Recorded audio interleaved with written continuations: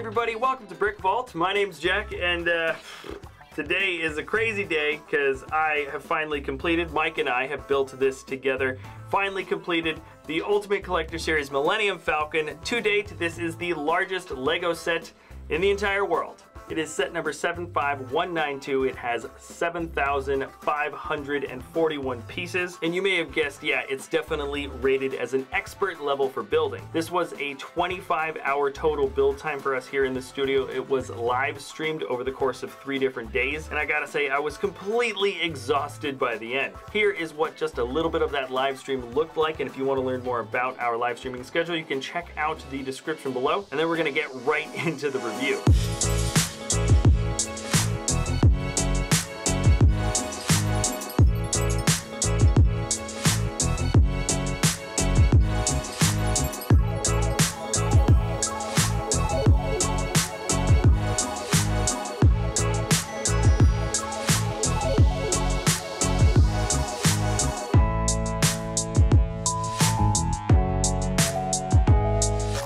So in front of us, we do have the ultimate set of the Ultimate Collector Series from Star Wars, and the biggest, largest, arguably the most well-detailed set in the entire history of LEGO as a company. So where should we start? The wonderful offset details that we have sprinkled throughout the entire surface on the top, the great balance of strength connections and then opening spots for interior, or maybe just this awesome build for the cockpit. Well, let's just start with the minifigs first. There are 4 figs for the original trilogy and then 4 figs, including BB-8 for the later trilogy. Let's start with the original characters, first with Princess Leia. She's in all white, dressed like she was back on Hoth. And we have gotten a version of this Leia before, though the detailing for her print on the body is completely new. I think the fig looks better in the all white. The previous versions of her Hoth character had a bit of a tan torso piece. And also what's exclusive about this fig is the expression. The base one is pretty neutral looking, but we have this awesome gas mask, or some sort of atmospheric mask for her when she goes outside of the Falcon, and that's when they have sort of a Mynock problem when inside the Space Slug. It's a good print, very unique scenario. We haven't gotten this character in this scenario before, and the same goes for Han Solo. He's got his updated hairpiece. The print is also unique for the body, though very similar to that of different versions of the same guy, and he too comes along with a special face print that has this atmospheric mask. Those 2 characters are certainly going to be the more sought after ones considering they're exclusive. The rest are not, so this is a C-3PO that we've gotten before. Decent enough detailing. I think LEGO's reached a point with the protocol droids where they're pretty much not trying to change or improve the way this guy looks. And the same can be said about Chewie. It's pretty much the exact same version from what we got from the Force Awakens set, so I guess he could kind of blend between both the new trilogy and the old one. He comes with the studded bowcaster, and he's Chewie. How on earth could he not come with the Falcon set? Now let's move on to Rey. This is the same version of Rey from the Force Awakens sets. So the expressions and that specially silver molded pistol of hers is still the same that we got from 2015. And the same can be said for the rest of these figs. So here is Finn wearing Poe's jacket. He comes with a blaster rifle. And then finally, the last minifig is Han Solo, the older version. He came in the 2015 Millennium Falcon set as well, the exact same version of this guy. And wait a second, well, I guess BB-8 counts as a minifig. He too is the same BB-8 that we also get. So pretty much the only 2 exclusive figs are once again the original trilogy Leia along with the original trilogy Han. Now that doesn't mean we're not getting some exclusive creatures. The newest one to the movie franchise is this guy here. He's a Porg. He actually has the same mold for the head as BB-8, though it's molded in light gray and it's got a sort of porgy, furry, kind of cutesy face. The rest of the body is brick built, so they didn't bother to mold the special shape for his body, which I think was a good choice ultimately. And because the movie hasn't come out yet, I've got no idea what these guys are all about. But based on the cutesy prints for their faces, I'm gonna say that they're probably the evil Sith that's controlling Snoke. Okay, moving on. The last one is the Mynock. Remember, the other characters have gas masks. Well, they went outside to investigate when they were inside the Space Slug, and they found these things, which I'm guessing are just giant space slug parasites that fly around and kind of remind me of facehuggers from Aliens, and this is a decent enough brick-built version of the creature. Best design choice surely is the suction cup that is used for the mouth, or certainly that piece kind of has a suction cup sort of feel in this context, and that's very fitting for a Mynock. Now those were the figs and creatures for this set. Inevitably, I think some people are going to mumble and grumble about maybe wanting to get different versions of characters, or maybe even more figs included considering the size, but at the end of the day, the Ultimate Collector Series series set isn't so much about the minifigs, and especially this version. This is the Falcon. It is all about the build. And in that respect, this thing really does deliver in waves. Now, I know you can see this in context with the minifigs next to it. Yes, it's gigantic. Here it is next to the 2015 Falcon playset. So yeah, there's the context between play scale and minifig scale. Quite a big difference. And then why not? I'm currently still working on this midi scale mock. The proportions are actually quite nice, but here it is next to a midi scale Falcon just for the heck of it. Now, the initial impression I get as I watch it spinning around here is that even from this distance, which isn't that far away, it still doesn't look like it's totally made out of Lego. To an untrained eye, I think you'd have to get a little bit closer to start noticing all the studs pop up. And I mean, detail doesn't even begin to describe how the surface of the ship is set up. Now, I haven't been looking close up at a lot of the original production pictures for this. I have a feeling quite a bit of the detailing is exact to certain aspects of the ship, and certainly there is just some creative liberty in how all of the mechanical wires and bars and plates and grates are set up along the top. But initial impressions here are kind of fun because you can see the ship is a bit dirty, a bit dirtier than it was portrayed before in the past. There's a lot more dark tan and even some of that olive green that shows, I think, maybe some moss or maybe some off-color kind of rust that I guess turns green. Either way, there's just kind of an endless amount of asymmetrical details, both in the coloration and the external sort of plate details that you see on the top. And I don't know where this quote or notion comes from, but it's sort of like perfection comes from all of the imperfections that you find in the model. Now let's get into the actual aspects of the ship. Let's start off with the cockpit. First off, I really do like how the arm is a bit smoothed out. You can really see the cylindrical sort of hallway that leads into the body of the ship, and then it matches up wonderfully with that new mold for the cockpit itself. As I peel it off in the front, you can see that it fits 4 minifigs. When they stand up, the ones in the back kind of fall over, but you can add the minifigs back in sitting down, and that's an awesome aspect. The fact that the cockpit's just a little bit wider makes it so you can fit 4 characters into the cockpit, when I think before, under any other circumstances, you could only ever fit 2. It looks great because when the cockpit is put back on, you can see all 4 characters very clearly, and that I think makes it a little bit more likely for people to want to display the Falcon with a full crew in the cockpit. Other than that, the cockpit is relatively sparse detail. There isn't a whole lot of other space they could fit, so we've got some basic control panel details in the front, a little bit more of the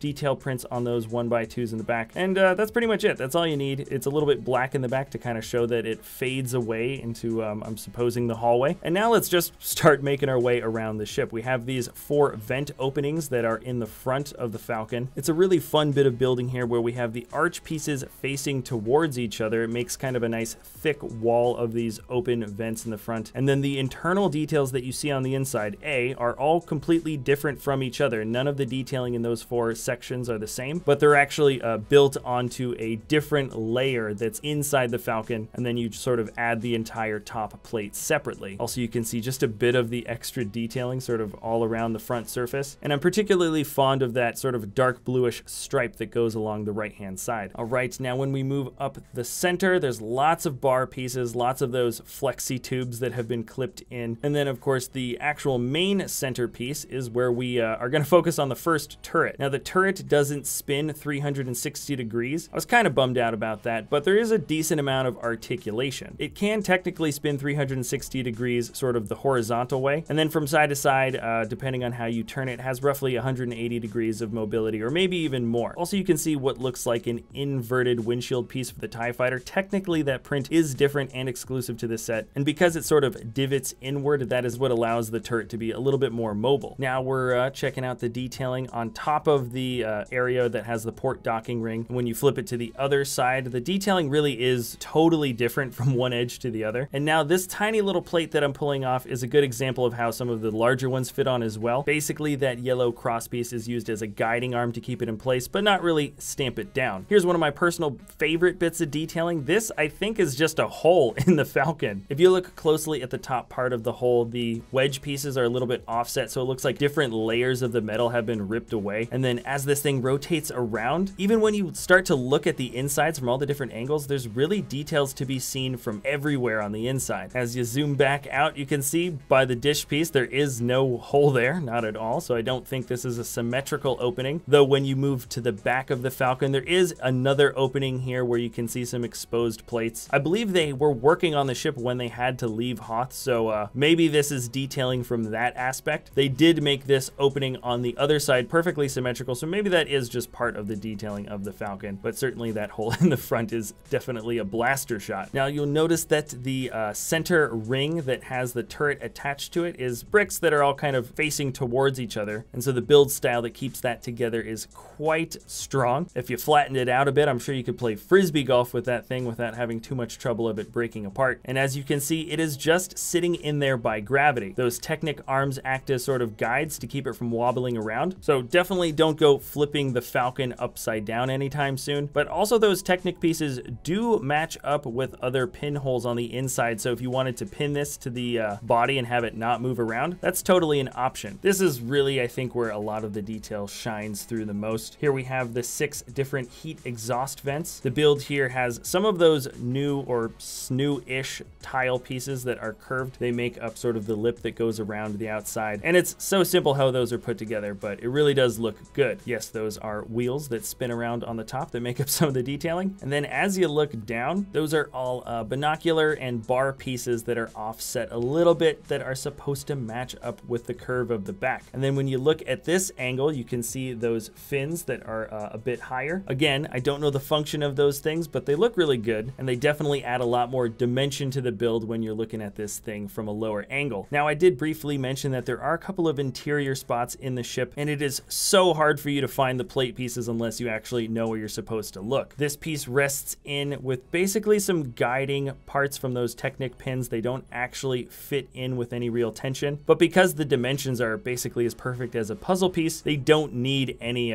pin to hold them there. They just kind of stay there once it's in the right place. Really, there is nothing holding it there. It just kind of sits there. So once we've peeled away the pieces, this is our first look at the interior in the back, a new feature for this new Ultimate Collector Series Falcon compared to the old one. We've got this fun sort of suggestion of the hallway leading around to another room. So the opening to this hallway is built out, and then of course the sticker graphic shows it turning the corner. It's a really clever way to keep the model self-contained, structurally integral, but also feel like it's still a bit open. You can also see a bit more sticker detailing that shows off other technical parts of the inside. And then this is a very small little bit, but we have a tiny little smuggler's compartment right at the bottom. That rests there kind of loose, and during the build we actually had to take that piece out because it just kept on falling around everywhere. These rather large hatches open up. I'm not entirely sure what their purpose is. Here is another look at the other hallway opening. That's a totally different graphic, by the way. And sorry about the camera angle, but based on how the minifigs are set up here, this I believe is supposed to be the same place in the ship where of course C-3PO just sometimes doesn't know how to read a situation. Now as we go through the interior, this is the second spot. I really like how this piece comes out. It looks like just a regular bit of detailing, but that's a clever way to hide a nice little area that you can pinch easily to pick up the puzzle piece. The second half has just a little bit more friction keeping it in place. That ratcheted joint actually doesn't match up with another ratcheted piece, but just kind of gives a little bit more tension. Here's, I think, the more iconic room and one of the best prints I've seen for any of the Star Wars sets. We've got the chessboard. I don't know what the name of the game is. Here is where I think they should have included an R2. I know it doesn't make sense for the context of the characters from the scenes, but I guess you'll just have to use your own for the Let the Wookiee Win scene. There's a nice little Easter egg with the blast shield that Luke wears. And here is some more sticker detailing that shows off some of the exact control panels that are in this particular room. This is the third and I think final of the unique hallway graphics that shows off here. And while we're right next to the satellite, let's just jump into the detailing for this. That's not the actual official name for this piece. It's the main sensor retina, but of course it just looks like a regular old satellite dish. This, by the way, is not the same print that we got for the 2017 UCS Falcon. Honestly, they're really, really similar. This is not like an improvement or anything, but yes, they are actually different pieces. I like that the cone in the center is a rice hat. The mold for this hat actually matches super well with the original detailing for the center cone. It's just not quite as sharp of a point. Now let's segue to the front. This is the only part of the build where I feel like there's just a tiny bit lacking because there's so much awesome detail. I think they could have added a few more pieces that kind of cover up that little bit of colorful parts that you get right in the center. But I don't know, it's a really hard part of the ship to actually see, and at like 95% of the angles it won't appear. But at this point, everything else is so darn perfect, I just want to demand absolute perfection. Not a big big deal. Actually, I'm sure you could cover that up pretty darn easily. But let's take a look at this thing from a slightly lower angle where you can see sort of the side detailing along the, I guess, the rim of the ship, the outer edge. And even though this rotation is kind of slow, it almost feels fast because you can't focus on so many of the little details that are coming by. And in case you were wondering, yeah, all of that stuff is unique detailing that goes all the way around. Those build pieces are not repeating themselves, not really at least. There's some similarities from side to side, but no two side plates on this sort of the middle section, the center of the Oreo, if you will. None of that stuff is the same. Now looking at the thrusters, or I think they're called like the sublight engines, that great piece that you see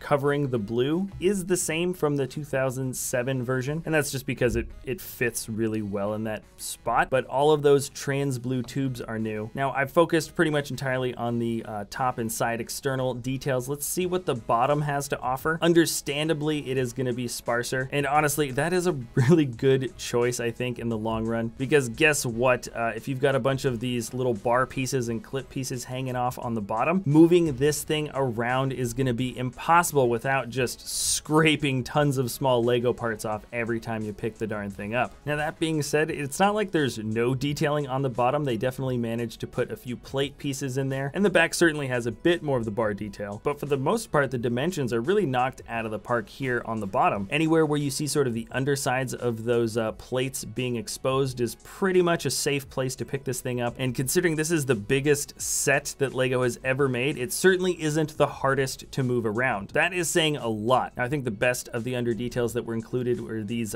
maintenance access bays. Those circular things that we have at the top are also here at the bottom. That's really going to work if you end up building a stand that is going to have this thing kinked to the side, and you can see the under part of the Falcon. It's a little bit more of a distinctive feature, as well as, of course, the bottom turret. It's just the exact same build, pretty much, aside, of course, from some of the color details that we have on that circular plate, but it's just as posable as the one on the top. Now we're looking at a close-up of one of the feet. They're really attached in quite well with a nice, strong Technic crosspiece that goes all the way into the body. There are a lot on the ship, so there's plenty of surface area for this thing to sort of distribute its weight, and I would say just make sure you don't have any Lego pieces that accidentally get stuck to the bottom of the feet. I definitely made that mistake more than once while building. Now, of course, we've got the opening dock feature here. I like the builds that we have that make up those pistons. It really does look pretty good, and there's a nice bit of tension. No special panels that are used to open and close it. You just kind of have to know where to go, and the same idea applies to one of these little guns that pops out on the underside of the Falcon. I think we saw this in use maybe when they were escaping Tatooine, also escaping Hoth, and I like that it really does drop down quite quickly, which is definitely a feature that the Falcon has from the movie. Now, believe it or not, we're at the last feature of the build, really the last thing that can move or change, and in this case, it's change for the detailing that you would need for the Force Awakens. So, of course, the dish is replaced with the new sensor. It's a slightly more rectangular piece. It's got some nice little points at the end, though. It's actually quite a fun little build, easy to replace. And then also the detailing right at the front of the Falcon has just it's easy. You just add these couple of little pieces here in the front, and that should be just a tiny bit more accurate to Force Awakens once again. I love that you have the option of changing up the look of the Falcon, though I somewhat doubt I am going to be using this particular feature. I think I'm going to probably have this on display in sort of the classic mode with the circular dish. Now, out of all of this complexity, here's the last thing to show you. It's just simply the card. The build is crazy simple. I think they wanted to make this as easy to move around as possible, considering the Falcon is just so darn big. And guess what? I think that is it for the review of the Falcon. I almost don't even think it's real yet that I have it in the studio. On a personal note, I have a very strong emotional connection to this ship, and the process of putting this together and even getting the darn thing, I waited out 13 hours with a buddy of mine just so we could get the only two sets they were selling at the store. So this is a lot more than just a cool spaceship build to me. This is very much representative of what I love about Star Wars and Lego combined together, sort of in its ultimate capacity. You know, it basically represents a huge amount of experiences from the past, and even it's only been a couple of days and there's been some awesome things to happen. Even when I was live streaming, the lead designer Hans Scholmer even jumped on the stream and had a few comments. I mean, how cool is that? How cool is this whole thing? Sorry guys, you're not getting an unbiased review today. The build is amazing. I had very high expectations. They've all been met, and now it's to move on to the next challenge, which is finding a darn space for this thing to fit in the studio. All right, guys, that is it for this episode. Thanks a lot for watching. I hope you enjoyed this set review. It was really, I mean, it really is a crazy MOC. And I think once I get a display for it where I can kind of kink it forward a little bit, I think I want it to take over that section, and I can move the Ultimate Collector Series, a Star Destroyer, somewhere else. But anyways, that is it for this episode. So thanks a lot for watching, everybody. If you enjoy our content, you can always like or subscribe. And we'll see you next time at Brick Vault.